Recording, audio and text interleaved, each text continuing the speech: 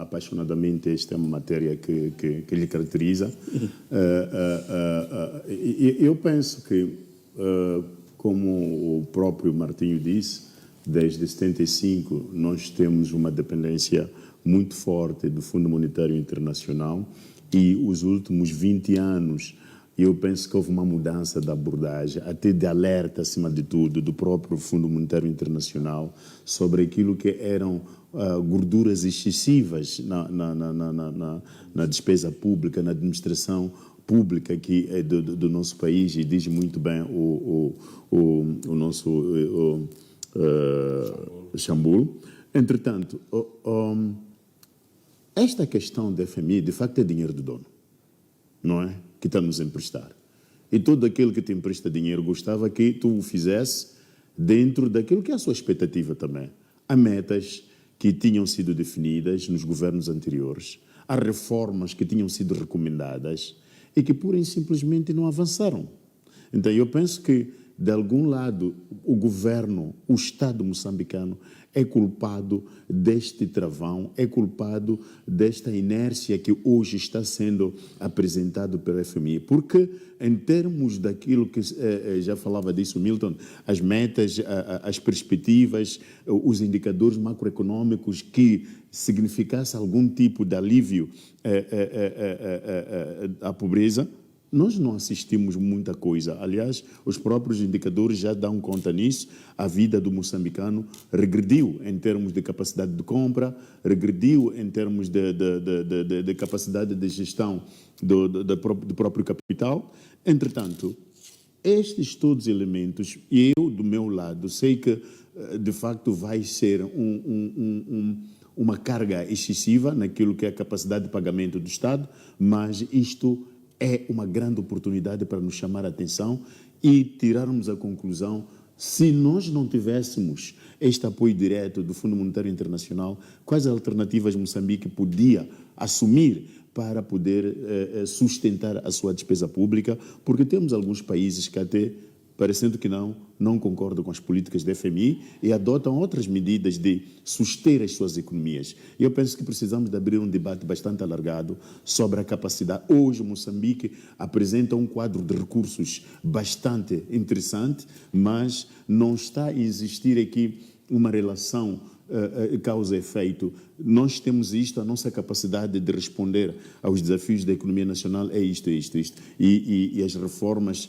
a austeridade que o Chambul se refere também, de alguma forma, enquadra-se nesta perspectiva da nova reflexão. Bem, Langa. Eu analiso este ponto em três vertentes: o problema, situação e contingência, porque não teremos solução. Qual é o problema? Moçambique é aquele que todos nós dizemos que nós somos contribuintes, mas na realidade isto não é. Quando nós olhamos aquilo que é a nossa base tributária, todos os trabalhadores pagam INSS, mas esse dinheiro não vai ao Estado. Este dinheiro vai ao Instituto Nacional de Segurança Social. Portanto, só um cidadão que recebe a partir de 20 mil meticais é que nós poderíamos considerar como sendo o de base tributária, porque é aquele que paga o IRPS. E logo a seguir temos o IVA e o IRPC como elementos de arrecadação desta despesa. E o que é que acontece? Havendo uma base menor de contribuintes e que não satisfaz aquilo que é a nossa despesa.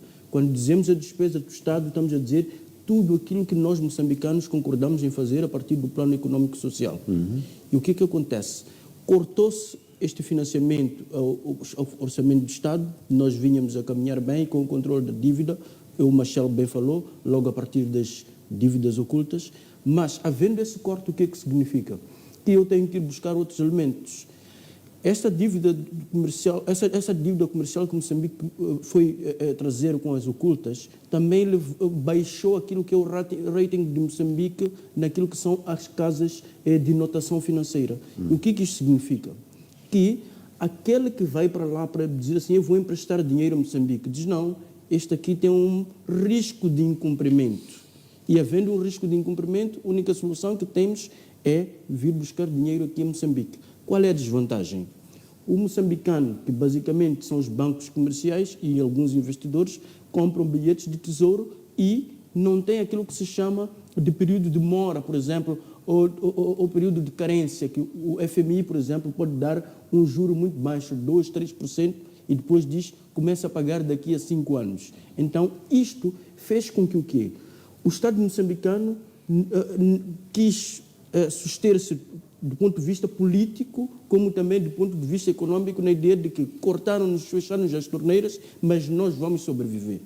E a partir de 2019 começa a situação em que nós temos aqui o FMI também que começa a querer voltar.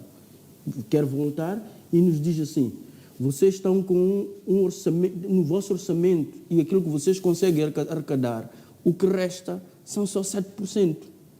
Esses 7%, o que é que acontece? Não nos traz aquilo que se chama de transferência social e infraestrutura, que é o maior problema que Moçambique vem e que nos traz problemas sociais. O que é isso de transferência social? É a ideia de que eu tenho que melhorar o hospital, eu tenho que melhorar o transporte, eu tenho que melhorar a educação, porque o dinheiro que eu tenho, se eu recebo 100, só fico com 7. Com esses 7 eu tenho que construir estradas, tenho que construir hospitais, tenho que apetrechar escolas, tenho que apetrechar as farmácias públicas, etc. E é este o problema que nós temos. E qual é a grande solução que nós temos como Moçambique? Primeiro é observar, estamos aqui com uma dívida de 1 trilhão e 70 milhões de meticais como dívida. O que isso significa? Que é preciso que haja uma grande coragem para renegociar, aceitar que vai subir a dívida, mas vamos reduzir aquilo que é o impacto em cada um dos orçamentos do Estado deste quinquênio. Isto vai aliviar aquilo que é o peso da dívida, porque quando o FMI vem para aqui, ele diz: eu quero saber o que você faz com o teu dinheiro para eu saber se você tem capacidade de me pagar. E também tem essa componente de regular aquilo que é o ambiente econômico de negócios a nível do mundo. E neste plano de contingência, ao reprogramar isto, significa que temos dinheiro para a escola, temos dinheiro para iniciativas de criação de emprego, temos dinheiro para melhorar o sistema de transporte, porque nós, durante os últimos 2 anos, já tivemos essa discussão de que isto não acontece porque, se calhar, é decisão política, mas, na realidade, foram as únicas decisões que eram possíveis tomar com aquilo que existia no embolsamento. Paga-se o salário e depois não tem dinheiro para isto e aquilo. Vai reparar que o que acontecia muito é que vai ver, existe uma empresa participada pelo Estado, muitas das vezes era utilizada para essa transferência social e para o componente de infraestruturas. Então, outra contingência que também pode jogar muito a favor de Moçambique é o componente da geopolítica.